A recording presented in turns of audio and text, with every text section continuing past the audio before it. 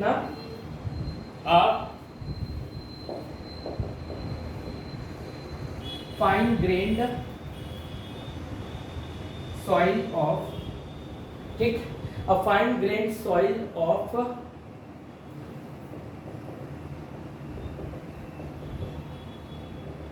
liquid limit is fine grained soil of liquid limit is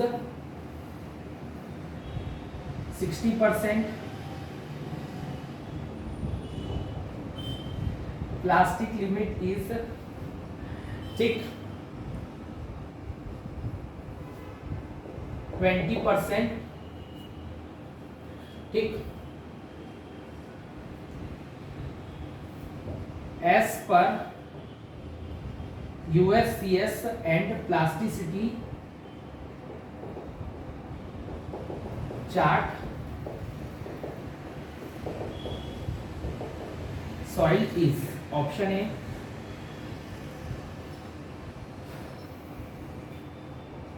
CP, option B SP, option C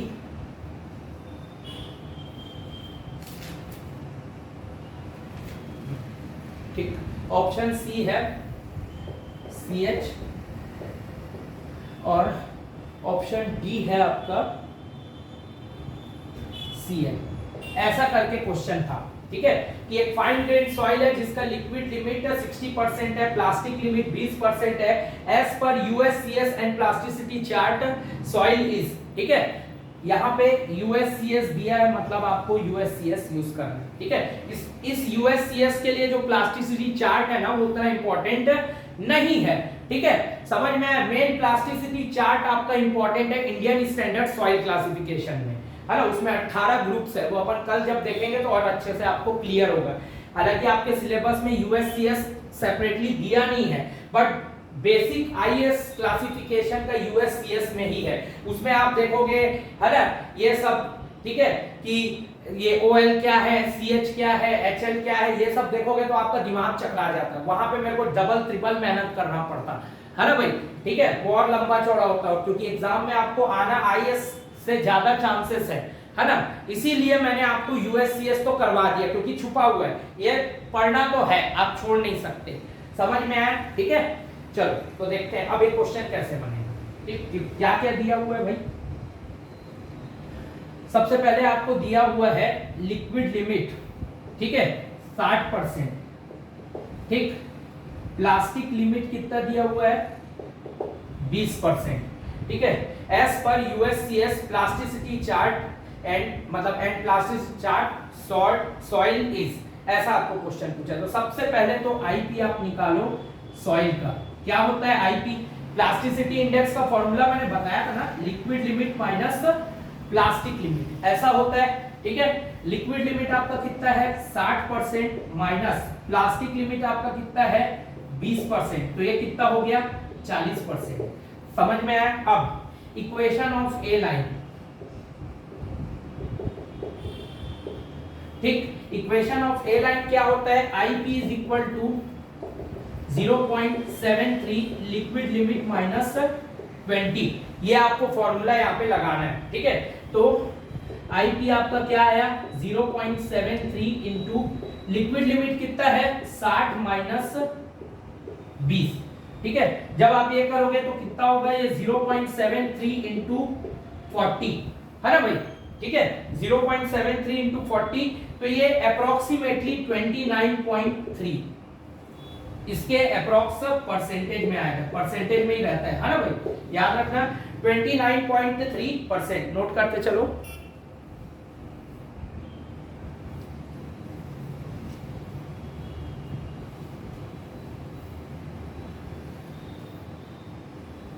इसको तब मैं मिटा रहा हूं, ठीक। तो जो गिवन सॉइल का जो आईपी आया, प्लास्टिसिटी इंडेक्स जो हमने दिया था, देखो सॉइल दिया था फाइन ग्रेन सॉइल 60% दिया है, लिक्विड लिमिट प्लास्टिक लिमिट 20%, तो हमने प्लास्टिसिटी इंडेक्स सॉइल का निकाला तो 40% आया, liquid limit minus plastic limit करके, ठीक। अब इधर देखो equation of a line, IP क्या है? 0.73 लिक्विड लिमिट -20, ये ए लाइन का इक्वेशन है, ठीक है। तो अब जब हमने इक्वेशन में पुट किया तो कितना आया ये 29.3, समझ में आया कितना आया 29.3 अप्रोक्सीमेटली, ठीक। अब चूंकि आईपी जो है सॉइल का, ठीक है, वो ग्रेटर है आईपी किसका, ए लाइन का, ठीक। इक्वेशन ऑफ ए लाइन कितना है 29.3, मतलब ये आईपी किसका है, ए लाइन का है। समझ में आया क्या बोलना चाह रहा हूं, आईपी सॉइल का जो गिवन था वो हमारा 40% आया, ठीक है। इक्वेशन ऑफ ए लाइन दिया है IP is equal to 0.73 liquid limit -20, हमने पुट किया लिक्विड लिमिट को तो ये आया 29.3। आईपी किसका है, इक्वेशन ऑफ ए लाइन दिया मतलब ये आईपी किसका है, ए लाइन का आईपी कहलाता है। समझ में आया, ठीक, एकदम बेसिक से और धीरे बता रहा हूं। और आईपी सॉइल का बड़ा है आईपी ऑफ ए लाइन, मतलब ये क्या है 40% आईपी सॉइल, ये बड़ा है किससे 29.3% से, आपको खुद ही क्लियर विजिबल है। अब अगर आईपी ए लाइन का अगर छोटा हो जाए और सॉइल का आईपी बड़ा हो जाए, मतलब क्या है, सो सॉइल लाइज अबव ए लाइन, ठीक है, मतलब सॉइल क्या है, ए लाइन के अबव है। समझ में आया, ठीक। चलो अब मैं आप लोगों को और इसमें सिखा रहा हूं, अभी आपको पूरा क्लियर हो जाएगा सब चीज, बस थोड़ा सा पेशेंस रखो, ठीक। अब मैं जब आपको अभी लिखवाया था, ठीक है, यूएससीएस क्लासिफिकेशन, तो मैंने आपको क्राइटेरिया लिखवाया था, अब उसको फिर से आप रिकॉल करो, अपने ही नोट्स में देखो, ठीक है। लिक्विड लिमिट अगर ग्रेटर देन 50 है, ठीक है, लिक्विड लिमिट ग्रेटर देन 50 है तो अबव ए लाइन,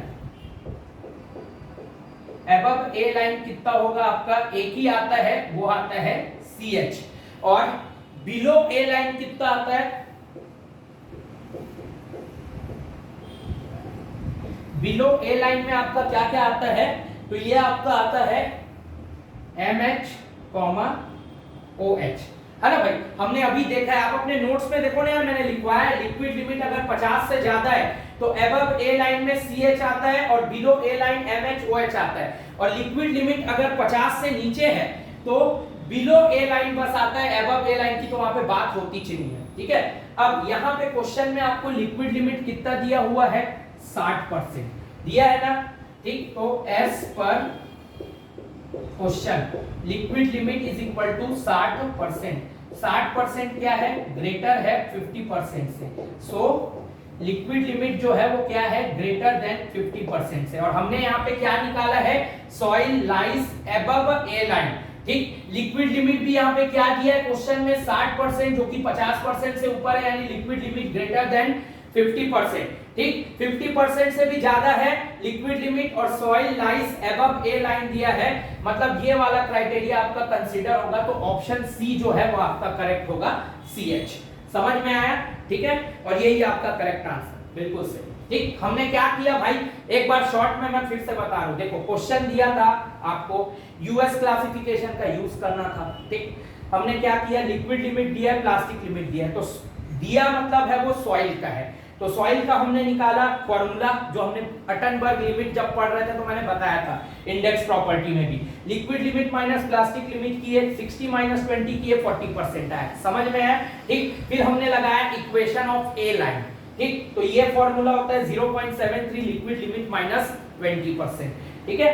तो हमने यहाँ पे लिक्विड लिमिट कितनी दी है, 60 रखा तो 29.3 आया। अब आईपी जो सॉइल का था वो 40% था, आईपी ऑफ ए लाइन जो है 29.3% है, तो आईपी जो सॉइल का है आईपी ऑफ ए लाइन से बड़ा है, और जैसी सॉइल का आईपी बड़ा रहता है तो सॉइल कहां पे लाइज करेगा, ए लाइन से ऊपर लाइज करेगा। अगर ये छोटा होता, आईपी ऑफ ए लाइन बड़ा होता, मतलब ये वैल्यू बड़ी होती, ये छोटी होती, तो फिर सॉइल बिलो ए लाइन लाइज करता, बट यहाँ पे अबव ए लाइन लाइज किया, ठीक। फिर हमको यूज करना था यूएससीएस सॉइल क्लासिफिकेशन, तो हमको क्राइटेरिया पता है, लिक्विड लिमिट अगर 50 से ज्यादा है तो अबव ए लाइन कौन सा सॉइल होता है, CH, बिलो ए लाइन रहता है तो सॉइल कौन सा होता है, MH, OH, ठीक है।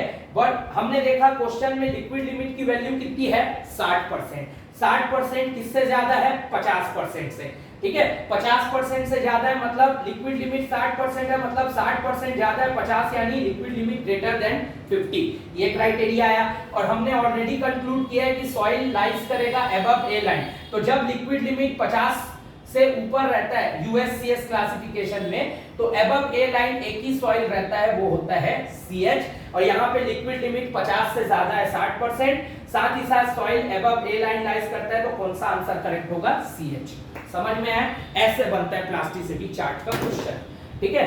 तो ये था, तो मैंने आपको इसके हर संभावित क्वेश्चन बताए यूएससीएस क्लासिफिकेशन के। आई होप थोड़ा सा बोरिंग लगा होगा, है ना, बट क्या करोगे बेटा, पढ़ना तो पड़ेगा ही। हर टॉपिक इंटरेस्टिंग नहीं हो सकता किसी भी सब्जेक्ट का, है ना। कुछ टॉपिक इंटरेस्टिंग रहते हैं तो कुछ बोरिंग भी रहते हैं, तो झेलने पड़ते हैं। वो तो ये मैं इतने बारीकी से तुम लोगों को बता रहा हूँ, बच्चों के जैसे, इतना कोई कोचिंग वाला नहीं बताता। मैं तुमको पूरा विजुअलाइजेशन करवा रहा हूँ, नोट्स बनवा रहा हूँ, मतलब प्रॉपरली आपको हर चीज सिखा रहा हूँ, कैसे होना है, कैसे टैकल करना है, क्या शब्द पकड़ना है, कैसे बनाना है, ठीक है। समझ गए?